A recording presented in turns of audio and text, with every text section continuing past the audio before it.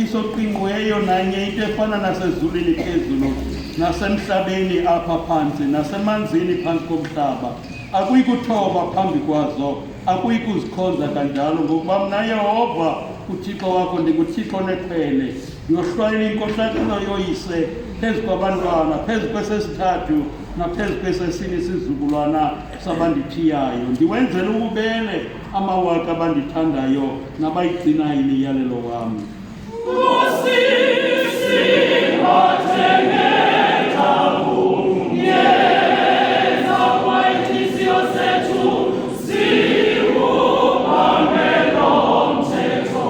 Akuyikufumana ulibiza igama likaYehova uThixo wakho ngokuba uYehova engayikumyeka ngabi natyala lowo ufumane libiza igama lakhe.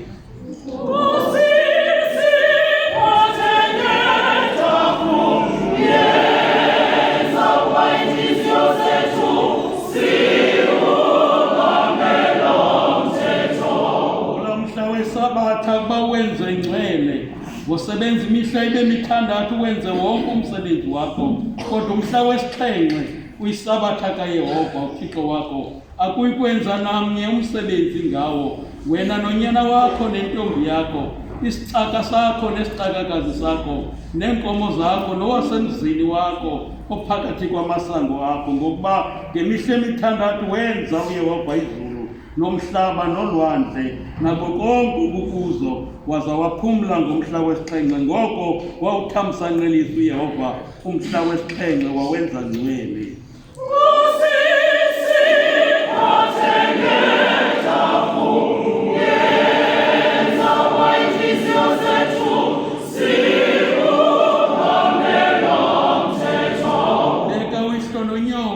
Imihla yakho yolulwe elizweni oluthiweyo kuYehova uThixo wakho.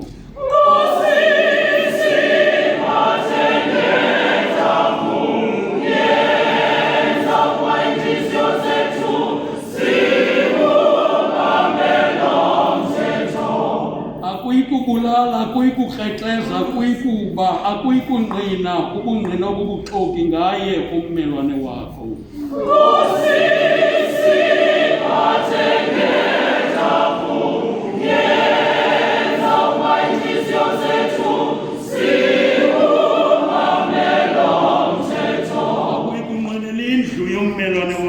Akuyikumnqwenela umfazi wommelwane wakho nesicaka sakhe nesicakakazi sakhe nenkabi yakhe nehashe lakhe nanye into eyo yommelwane wakho.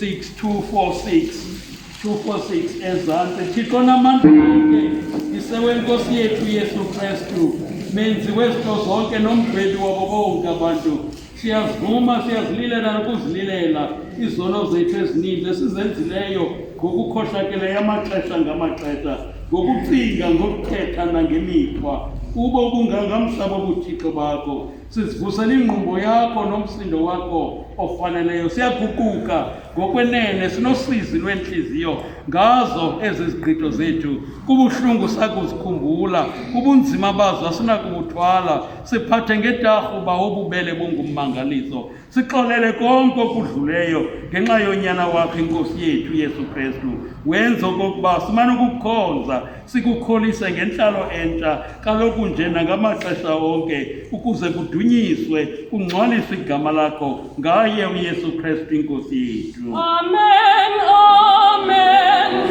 amen.